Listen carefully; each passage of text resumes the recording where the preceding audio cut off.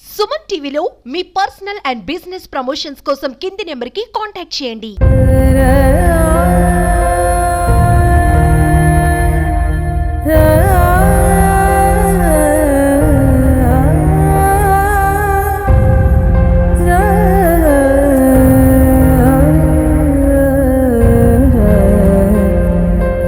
నమస్తే, welcome to Suman TV. ఇప్పుడు ప్రశాంత వాతావరణంతో ఉండే కాకినాడ జిల్లా వరుస హత్యలతో నిజంగా ఉలిక్కి పడుతుందని చెప్పుకోవాలి. చలపాకల గ్రామంలో జరిగిన 3 హత్యల ఘటన మరవక ముందే మళ్ళీ అదే తరహా ఘటన పునరావృతమైంది. కాకినాడ జిల్లా పెద్దాపురం నియోజకవర్గం సామర్లకోటలో చిలికి గానివాలుగా మారిన ఒక చిన్న ఇంటి తగాద గొడవ 3 హత్యకి, అలాగే మరో 3 ప్రాణాపాయ స్థితిలో ఆసుపత్రిలో చికిత్స పొందుతున్నారు. ఎప్పుడూ కూడా ప్రశాంత వాతావరణం ఉండేది కాకినాడ జిల్లా అంటే, అలాంటిది వరుస హత్యలతో ప్రస్తుతం ఉలిక్కి పడుతోంది. ఈ ఘటనకు సంబంధించి మనతో మాట్లాడడానికి కుటుంబ సభ్యులు ఉన్నారు. అసలు ఏం జరిగిందండి నిన్న రాత్రి? అంటే 3 అక్కడికక్కడే స్పాట్ లో చనిపోవడం, అలాగే మరో 3 ప్రాణాపాయ స్థితిలో హాస్పిటల్లో చికిత్స పొందుతున్నారు. ఇంత గొడవకు కారణం ఏంటి? ఏం జరిగింది రాత్రి? మేడం, కారణం అయితే ఏమి లేదు మేడం. మా అన్నయ్య గారు స్లాబ్ వేసుకుంటున్నారు. స్లాబ్ వేసుకుంటున్నా సంగతి ఊరందరికీ తెలుసు. స్లాబ్ వేసుకుంటున్న సమయంలో మొత్తం ఎవరైతే మా అభిజిట్ ఉన్నారో వాళ్ళందరూ వచ్చి మొత్తం మా అన్నిని, మా చిన్నాన్ని, మా పెదనాన్ని, మా 2 పెదనాల్ని, మా తమ్ముడిని, మొత్తం అందరినీ ఇంకిష్టం వచ్చింది నరికి, ఇంకేది అది ఇది అని చూడలేదు మేడం. ఎక్కడ పడితే అక్కడ నరుక్కుంటూ పోయారు మేడం. మీరు రాత్రి ఆ ప్రాంతంలోనే ఉన్నారా? నేనైతే ప్రస్తుతానికి లేను మేడం. మా అన్నయ్య మొత్తం వీళ్ళందరూ ఉన్నారు మేడం. అందరూ పారిపోయారు మేడం. నేను హైదరాబాద్ లో ఉంటున్నాను. హైదరాబాద్ నుంచి తమ్ముడు ఎలా జరిగింది తమ్ముడు, నన్ను ఎప్పటించో వచ్చేయమన్నాడు. ఎలా ఉంటుంది తమ్ముడు, వచ్చే తమ్ముడు, వద్దు పరిస్థితి బాగాలేదు, వచ్చే అని నన్ను అడిగితే నిన్న బయలుదేరాను మేడం. నిన్న బయలుదేరపోతే ఇలా జరిగింది మేడం. అప్పుడు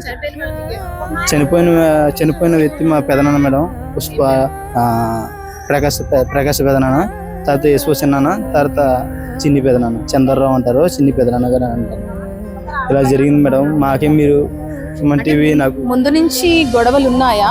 అంటే ఒక్కసారిగా ఇంత దారుణంగా 3ని హతమార్చడం అనేది, కత్తులతో నరకడం అనేది ముందు గొడవలు ఉంటే కనుక ముందైతే గొడవలు లేవు మేడం. ప్రస్తుతానికి అయితే ముందు నుంచి అసలు మా మీద అంత కక్ష ఉందన్న సంగతి మాకు కూడా తెలియదు మేడం. మేమే వాళ్ళతో ఉండేవాళ్ళం, వాళ్ళతో చేసేవాళ్ళం. అలాంటిది ఇంత దాకా మాకు ఇంత న్యాయం చేయండి మేడం. మీరే ఏం మాట్లాడలేకపోతున్నాం మేడం. ఎవరు చేశారు ఇదంతా? చేసింది అయితే బచ్చలో చేశారు మేడం. వెనక నుంచి చేయించింది ఎవరో తెలియదు కానీ వెనక నుంచి అయితే చేయించారు మేడం. అంత చేయించిన వాళ్ళనే వాళ్ళంత వచ్చారు తప్ప వాళ్ళైతే అంత వాళ్ళు రారు మేడం. లోపల గాయాలు పాలైన వాళ్ళ పరిస్థితి ఏ విధంగా ఉంది? లోన గాయాలతో ఉన్నది అయితే మా అన్నయ్య ఉన్నాడు మేడం, మా నాన్నగారు ఉన్నారు, మా చిన్నాన్న ఉన్నారు. మా తమ్ముడు అయితే ప్రస్తుతానికి బాగానే ఉన్నాడు. మా నాన్న, మా అన్నయ్య, మా చిన్న పరిస్థితి అయితే కొంచెం సీరియస్గా ఉంది మేడం. అంతే మేడం. అంటే ఇంతకు ముందు కూడా ఇలాంటి చిన్న గొడవలు తరచూ జరుగుతుండేవి అంటున్నారు, కరెక్టేనా? లేదు మేడం, ఇప్పుడు మాకు ఇంత గొడవ అయితే ఎప్పుడు జరగలేదు మేడం. ఇలా ఇంత నరుక్కునే అంత పరిస్థితి కూడా ఎప్పుడు రాలేదు మేడం. ఎప్పుడు సహోదరులుగానే వెళ్ళిపోయింది తప్ప, ఎప్పుడు మంచితనంతోనే పోయింది తప్ప ఎవరి మీద గొడవ ఆడలేదు, గొడవ గట్ట తేలేదు మేడం. ఇంకా వేటలపాలెం వెళ్ళి అడగండి మేడం, మాకు అర్ధాలు ఎలాంటి అందరూ చెప్తారు మేడం. కానీ ఎందుకు మా మీద అంత కక్ష కట్టుకుని అంత నరికేసి మాకు పెద్ద దిక్కు ఉన్న 3ని చంపేయారు మేడం. వాళ్ళే మాకు దిక్కు అనుకుంటే వాళ్ళనే చంపేయారు మేడం. ఇంకా మాకు ఇంకో దిక్కు లేదు మేడం. మీరే సుమన్ టీవీ మాకు న్యాయం చేయాలని నేను కోరుకున్నాను మేడం. నాకు ముందు నుంచి తెలిసి మేడం, మామూలుగా ఇలా వస్తున్నారో, గొడవకు వస్తున్నారో, ఇది మాట్లాడుకుంటే సెటిల్మెంట్ అయిపోతే అన్నట్టుగా ఉన్నారు తప్ప ఇలా కత్తులు వేసుకుని నరికేసి అంత పగలు ఉన్నాయన్న సంగతి అయితే నాకు తెలియదు మేడం. అన్నయ్య మా సొంత అన్నయ్య మేడం. మా అన్నయ్యకి 3 పిల్లలు, 3 మా కుర్రోళ్ళే. మా నాన్నగారు సంజీరావు గారు, మా నాన్నగారు దావిద్ అన్న ఆయన మా చిన్నాన్న మేడం. 3 అన్న, మా నాన్న, మా అన్నయ్య, మా చిన్నాన్న. అవును మేడం. చనిపోయిన చిన్ననేమో 3 అన్నదమ్ములు, 5 అన్నదమ్ములు మేడం. 5 అన్నదమ్ముల్లో 2 లోన ఉన్నారు. ఒక ఆయన చనిపోడు, ఒక ఆయనేమో ఇక్కడ కూర్చున్నాడు మేడం. అమ్మ, మీరేమవుతారు చనిపోయిన వాళ్ళకి? ఒక అబ్బాయి మా మరిది గారండి, 2 మా బావగారులండి. లోపల ఉన్న 3 పరిస్థితి ఏ విధంగా ఉంది? కొంచెం అలా ఉన్నారండి. పొద్దున్నైతే ట్రీట్మెంట్ చేయమన్నారండి, అలాగే వండితే మధ్యాహ్నం నుంచి మొదలెట్టారండి, చేశారండి. రాత్రి మీరు అక్కడే ఉన్నారా? రాత్రి తెల్లవారు అక్కడ ఉన్నాం. అసలు ఏం జరిగిందమ్మా? మా అబ్బాయి ఇల్లు కట్టుకుంటున్నాడండి. ఇల్లు కట్టుకుంటుంటే మా ఇంటి పక్కనే కొంచెం స్థలం ఉందండి, పోరంబోకు స్థలం అని, చెరువుని ఆనుకుని ఉంటుందండి. అది కింద పొంత ఉంటుందండి. ఆ పొంతలో కొంచెం మా అబ్బాయి స్థలంలో కలిసిందంటండి. కలిస్తే అప్పుడు ఒకసారి తొగబెట్టుకున్నారండి, మా పేటలోనే తొగబెట్టుకుంటే మీరు ఇల్లు కట్టడానికి ఇల్లు లేదు అలాగే ఇలా అని గొడవ పెట్టారండి. గొడవ పెడితే మీకు పని ఎట్టి మేము మా ఇంట్లో మా స్థలము మా తాతలు ఇచ్చింది నేను కట్టుకుంటాను, ఎవరు ఏం చెప్పినా మేము ఆలకించము, గవర్నమెంట్ వాళ్ళు వచ్చి ఆఫ్ చేస్తే మేము ఆగుతాము, గవర్నమెంట్ వాళ్ళకన్నా మేము పంచాయతీ వాళ్ళకి చెప్పుకుంటాము, వాళ్ళు ఆఫ్ చేసేయమంటే ఆఫ్ చేస్తాము, మీరు చెప్తే మేము ఆఫ్ చేయమనేసి అన్నాడండి మా కుర్రోడు. అనేసి మాట అనుకోలేదు, తొగబెట్టుకున్నాము. వాళ్ళు మాతో మాడతాం అనేసారు, మేము వాళ్ళతో మాడతాం అనేసామండి. 3 నెలలు అవుతుందండి. మళ్ళీ కుర్రోడు ఇల్లు మొదలెట్టుకుని నిన్న స్లాబ్ వేసుకుంటున్నాడండి.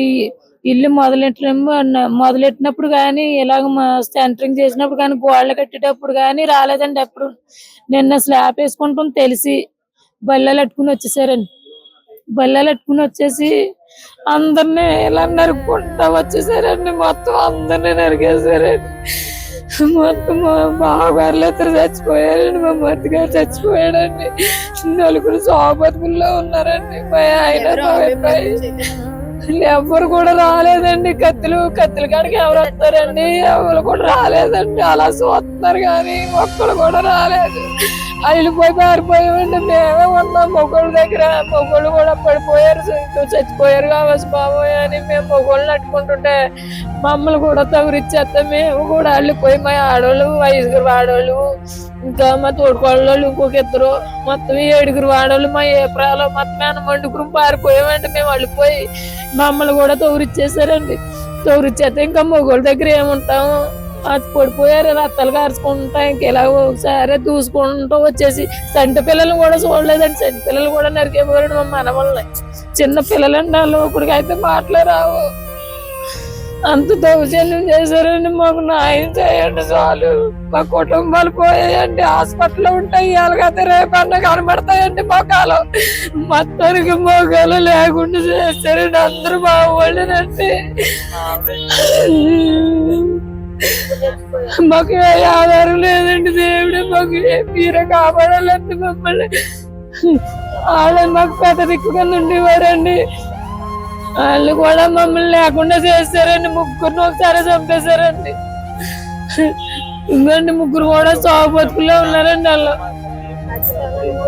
వాళ్ళు మేము ఎప్పుడు గొడవ ఆడుకోలేదండి. మీరే మాకు న్యాయం చేయాలని కోరుకున్నాను మేడం. చంపుకునేంత పగలైతే మా మధ్య ఏమీ లేదు మేడం. మరి ఎందుకు అంత ఆ చిన్న గొడవ మేడం, ఆ చిన్న గొడవకి అంత వచ్చి కత్తిని నరికి వేసుకునే అంత విషయం అయితే జరిగింది సార్. మీరే మాకు న్యాయం చేయాలని కోరుకున్నాను సార్. మీ మీడియా ద్వారా మీరే న్యాయం చేయాలి మేడం. మీరేమవుతారమ్మా? మా అప్పగారు కుర్రాడండి.